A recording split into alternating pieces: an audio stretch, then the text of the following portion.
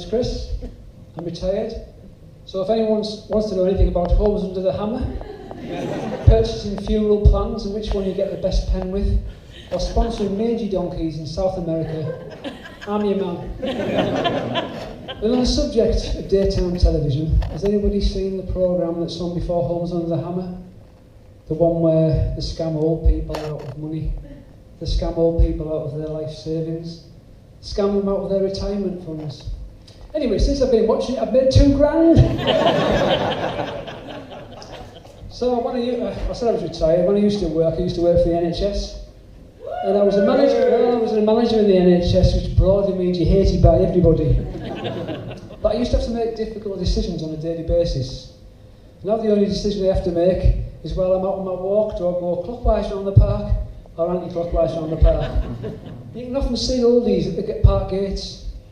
They're not having a stroke, they just haven't been organised to decide which way they're going before they set off. So I've got a group of mates, retired mates, who meet in the pub on a Friday night. And Friday night we discuss the burning issues of the day. But more and more it's about ailments. Every week someone has a new ailment, something I like to call ailment of the week. We've lost 3 gallbladders between us in the last 12 months. So something had to be done to arrest the decline. What could we do? Someone suggested walking football. How difficult could it be? Well, let me tell you, it was carnage. It resembled a cross between the Battle of the Somme and outside Goldie's in Stockton High Street on a Friday night. We lost 4 players, injured the first night. 3 needed medical treatment. We had the first aider at the sports centre demanding overtime. Second week, we probably shouldn't have gone. We lost 3 more to injury.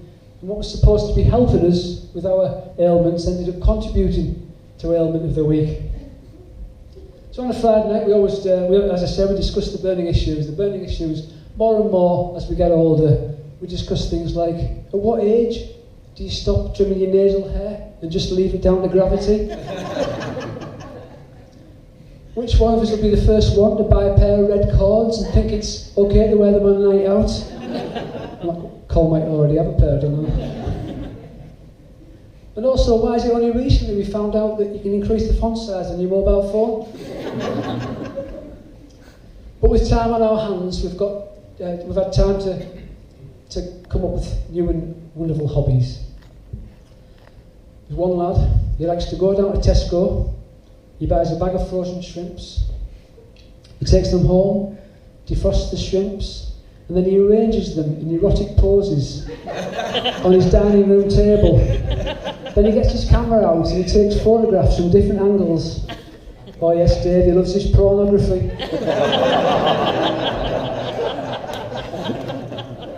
There's another chap, he likes to go down the woods, goes in the woods, he selects a couple of the branches, gets the branches off the trees, takes them home, and in his garage, he's got a wrought iron gate, an old wrought iron gate. Haven't we all? And he gets the branches and he whacks the branches on the wrought iron gate. Whack, whack, whack, whack. Oh yes, John. He's right into his thrash metal. So I'm getting on a bit, as you can tell, and it's the time of life where grandkids have come along. We've got 4 lovely grandkids. We've got 2 live up north, 2 live down south. The 2 that live up north came to stay the other weekend. When they arrived at the house, it was immaculate. By the time they left, it looked like Glastonbury on the Monday morning. But at least they don't have to queue for the toilets. And on the business of toilets, the 5-year-old still requires a little bit of help in that department. So he shouted out for help. I ran to his aid, got there, only to be told, only Nana's and Grandma's white bottoms. Result. I also overheard the 3-year-old telling my wife that when Grandad wheezes on a morning, it's so loud it wakes me up. I'm like a horse. Now we also got 2 grandkids that live down south. We've got a 2-year-old and a newborn. Went down to visit them recently. the 2-year-old informed us that she'd got a new baby sister from John Lewis. And that her party food of choice was poppadoms and mango chutney. Now I'm starting to think she might be a little bit middle class. She also said while we were there, she would need to go to hospital. This was because she had snot on her finger. I suggested that due to the current NHS crisis, perhaps she should just ring 111 or consult her boomer plan. Now I live at home with my wife, my lovely wife, and after all these years, she's still good in bed. But when I say good in bed, when I say good in bed, I mean she doesn't snore too loud.